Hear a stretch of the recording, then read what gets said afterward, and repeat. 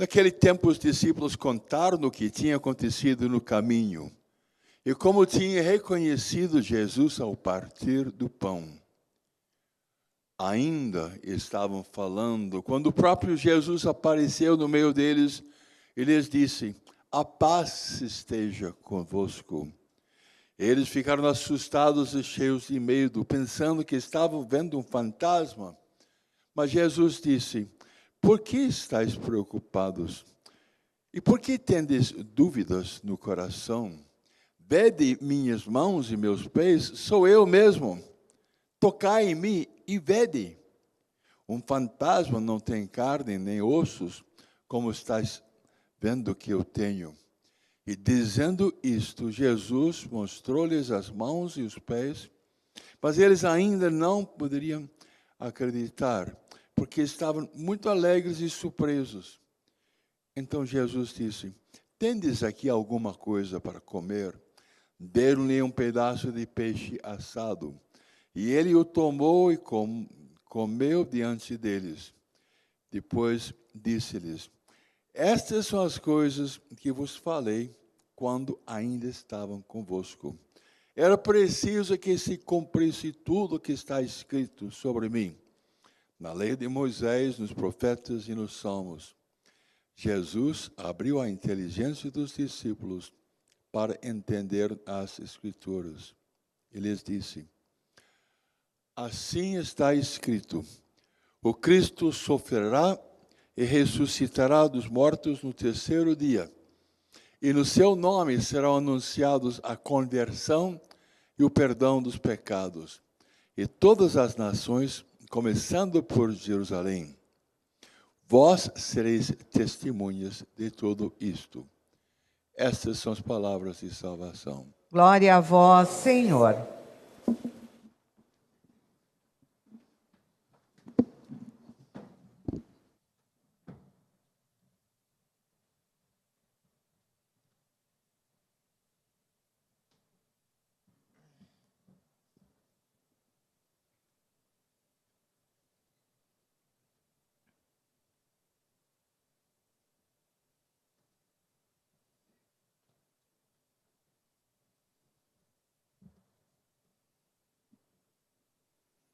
O carinho é uma das manifestações mais afetuosas do relacionamento humano. Parece que a etimologia da palavra carinho vem de caro, aquilo que tem valor. Também acariciar, um verbo que tem a mesma origem.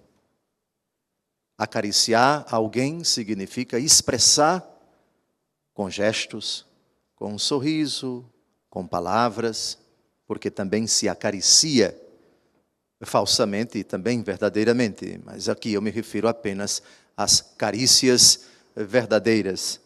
Também tem origem na palavra caro, que tem relação com preço. Acariciar é apreciar, manifestar preço e dizer que a pessoa tem valor. O contrário é desprezar. E quem despreza não acaricia, não faz carinho de forma alguma, exatamente o contrário. Escutamos no Salmo ainda há pouco, sob forma de pergunta, o salmista extasiado com a bondade de Deus: "Ó Senhor nosso Deus, como é grande vosso nome por todo o universo." E perguntamos: "Senhor, o que é o homem para dele assim vos lembrardes e o tratardes com tanto carinho?" Nessa quinta-feira da oitava da Páscoa, eu quisera dissertar sobre o carinho de Deus para conosco. O carinho, quando descamba para o dengo, ele não se torna expressão de uma sincera disposição do coração de externar amor. O dengo, na verdade, acaricia o ego equivocado, empedernido no pecado. Fazer dengo, na verdade, não é benefício para ninguém. nem para o que faz o dengo, nem para o que recebe o dengo. Há mães que não fazem dengo de jeito nenhum para os filhos e estão certas, mas expressam carinho para o seu filho, ainda que sejam bloqueadas com relação a certas manifestações de carinho. Tem mães que sentem dificuldade em beijar os filhos, em abraçar os filhos, em dizer coisas bonitas e sinceras, ainda que duras aos filhos. São bloqueadas talvez pela sua própria psique, pela sua educação, mas isso não significa dizer que elas não tenham carinho. O carinho do ressuscitado é o tema das 3 leituras que nós acabamos de ouvir. O carinho de Deus por meio da igreja, na primeira leitura que nós acabamos de ouvir. O carinho de Jesus pelos apóstolos assustados, apavorados, amedrontados no evangelho que nós acabamos de ouvir. Agora, o surpreendente é que o carinho completo considera também a possibilidade, às vezes até o dever oneroso, inalienável, de dizer certas verdades à pessoa que é o objeto do carinho. O carinho da igreja pelos pecadores. Alguém poderia dizer, carinho é somente quando você diz coisas que agradam a pessoa. Porque quem acaricia, quem faz carinho, não diz coisas duras. Não é bem assim. O carinho evangélico sempre supõe a verdade. O carinho de Deus pelos homens é Jesus Cristo, que disse, conhecereis a verdade, e a verdade vos libertará. É curioso que os primeiros discursos da igreja, e nós estamos aqui na primeira leitura, o primeiro discurso, a primeira pregação da igreja no dia de Pentecostes, que é uma longa dissertação do apóstolo Pedro diante de uma multidão oriunda de mais de 20 partes do Império Romano, partos, medas, elamitas, habitantes da Cirenaica, da Espanha, da Lídia, da Mídia, etc. E ele prega, dissertando sobre aquilo que aconteceu há 50 dias em Jerusalém. E reparem como o carinho do apóstolo Pedro para com os pecadores se manifesta. Vós o entregastes, vós o rejeitastes diante de Pilatos, que estava decidido a soltá-lo. Vós rejeitastes o santo e o justo. Pedistes a libertação para um assassino. Vós matastes o autor da vida. A primeira manifestação de carinho é com a objetividade dos fatos. É com a verdade que não pode ser obscurecida, que não pode ser esquecida, que não pode ser mascarada, ainda que essa verdade cause um impacto profundo no coração daquele que vive nas trevas. Aliás, trevas é a condição em que viviam todos eles, porque o apóstolo dirá mais na frente, agora, meus irmãos, eu sei que vós agistes por ignorância, assim como vossos chefes. Queridas mães, não esqueçais, queridos maridos, queridos irmãos cristãos, acariciar, fazer carinho, primeiro deve começar com a registração dos fatos e diante de Deus Todo-Poderoso a nossa condição. É exatamente esta. Como é bom quando a igreja nos acaricia dizendo quem nós somos. Vós matastes o autor da vida. Vós matastes o autor da vida. Ninguém gosta de ser chamado de assassino. Mas quem disse que fé cristã tem relação com aquilo que nós gostamos? Deus não está interessado naquilo que nós gostamos, mas quer que nós saibamos aquilo de que nós precisamos saber. É a primeira manifestação de carinho. Senhor, que é o homem, para dele assim vos lembrardes e o tratardes com tanto carinho. O carinho da igreja para conosco, quando ela diz de fato quem nós somos. E o carinho do apóstolo Pedro, da igreja primitiva, nós entregamos Jesus, traímos Jesus, rejeitamos Jesus e matamos Jesus. Esse é o primeiro passo. Ignorar isso e supor que o homem é naturalmente bonzinho diante de Deus, isso é um desserviço. Isso não é carinho, isso é dengo. Eu tenho receio de que muitas pessoas dentro da Igreja Católica têm sido paparicadas e não acariciadas.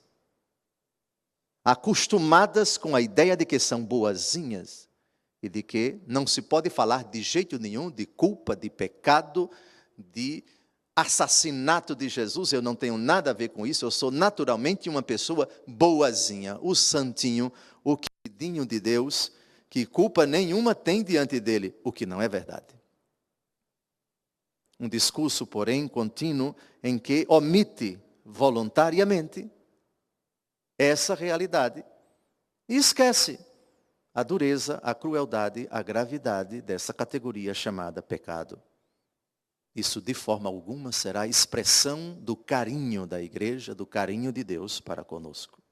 Depois desse primeiro gesto, desta primeira manifestação do carinho, dizer quem nós somos e o que nós somos, Apocalipse 3,17, tu dizes, sou rico, faço bons negócios e de nada necessito, e não sabes que és infeliz, miserável, pobre, cego e nu. Vejam que carinho bonito. Agora digam, convenhamos, quem é que gosta de ouvir que é infeliz, miserável, pobre, cego e nu? Ninguém. Mas sabe por quê? Porque fomos educados no dengo. Somos um bando de católicos dengosos, que quando ouvimos essa expressão de carinho da palavra de Deus, aí ficamos furiosos. Mas o carinho, o mais importante, é a verdade. A verdade a nosso respeito diante de Deus. Mas o discurso do apóstolo Pedro avança. Deus, porém, cumpriu desse modo o que havia anunciado pela boca de todos os profetas, que o seu Cristo havia de sofrer. Arrependei-vos, portanto, convertei-vos, para que vossos pecados sejam perdoados. Assim podereis alcançar o tempo do repouso que vem do Senhor. Vós sereis abençoados, pois Deus o enviou em primeiro lugar a vós, para vos abençoar, na medida em que cada um se converta de suas maldades.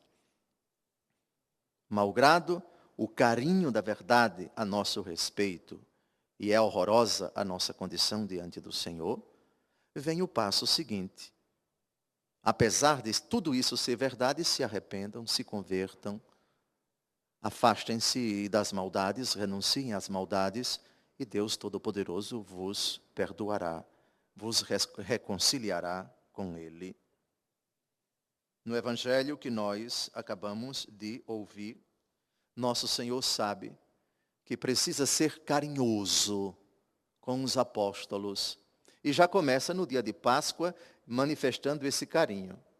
Quem lembra a quem foi que ele disse, gente sem ignorância, tarda para compreender tudo o que disseram os profetas, e pacientemente no caminho foi explicando tudo o que a lei e os profetas disseram a respeito daqueles acontecimentos. Quem lembra? Jesus precisou chamar essas pessoas que ele amou tanto, de gente ignorante. Na minha terra diz, gente burra, cabeça dura, gente com dificuldade de compreender. As palavras de Jesus são fortes, gente sem ignorância, gente sem ignorância. Em Lucas 24, os discípulos de Emaús, Cleofas e o seu companheiro. Também essa realidade, essa condição de pessoas assustadas e cheias de medo, pensando que Jesus é um fantasma. E Jesus carinhosamente se aproxima deles. Por que vocês estão preocupados? Por que vocês têm dúvida no coração? É até uma outra forma de dizer o que ele disse para os discípulos de Emaús. Ou seja, povo apavorado, vocês estão me confundindo com um fantasma. Vejam minhas mãos, meus pés, sou eu mesmo, toquem em mim, vejam, um fantasma não tem carne nem ossos, como vocês estão vendo que eu tenho. E Jesus, carinhosamente, com a paciência que lhe é peculiar, se aproxima deles E ainda vai precisar de 40 dias. Porque ele ficou com os apóstolos durante 40 dias e só no 40º ele subiu ao céu? Dentre outras coisas, para dissipar as dúvidas dos seus corações. Os apóstolos, em outras aparições do ressuscitado, vão ficar assustados. É o Senhor, vai dizer São João: ó Senhor, afaste-se de mim, eu sou um pecador, dirá o apóstolo Pedro, dentre outras manifestações de susto, de pavor, de perplexidade, e o carinho do Senhor para esta turba de discípulos assustados, apavorados, vai ser objeto do carinho do Senhor pela sua igreja. Sim, nesses 40 dias, o Cristo ressuscitado vai com toda a paciência conviver com a dureza, com a recalcitrância, com a perplexidade daqueles que conviveram com ele durante 3 anos e que a bondade do Senhor sabe, são feitos de carne e osso, são apóstolos, certo, mas são amedrontados, estão inseguros, ainda não acreditam que sou eu. E pacientemente nosso Senhor vai recordar tudo aquilo que ele dissera, e uma vez, várias vezes, inúmeras vezes, e assim o ressuscitado carinhosamente convive com a sua igreja, dá as últimas instruções antes de se ausentar dos sentidos, antes de se ausentar da visão da igreja, e só extraordinariamente é que ele vai aparecer após Pentecostes. Concluo essa homilia conclamando todos a fixar no coração: Senhor, sede carinhoso para conosco, mas nunca dengoso. Dengoso eu não quero ser jamais diante de vós. Vós não tendes esta qualidade de fazer dengo em ninguém. E dengo é dizer apenas o que eu gosto e fazer apenas o que eu quero. Não quero ser discípulo vosso, educado no dengo. Quando preciso, Senhor, e a primeira leitura de hoje me mostrou que certas verdades eu necessite ouvir, que me sejam ditas. E dai-me também, no discipulado da vossa pessoa, no seguimento do vosso evangelho, no trato com as pessoas que me foram colocadas sob os meus cuidados, os meus auspícios, de também ser carinhoso ou carinhosa com essa pessoa. O que comporta, por vezes, a necessidade de dizer: ignorante, preguiçoso, recalcitrante, empedernido, apegado ao pecado. Mergulhando nas trevas, você continua e ainda não saiu dessa situação. Também isso é expressão de carinho. Dizer certas verdades para causar certos impactos altamente positivos, como a igreja primitiva fez. Vocês mataram o autor da vida. Ou seja, vocês diante de Deus são assassinos. E é a nossa condição diante do pecado, de quem quer que seja. E seguem-se as outras expressões de carinho. Arrependam-se, etc. Louvado seja nosso Senhor Jesus Cristo. Seja louvado.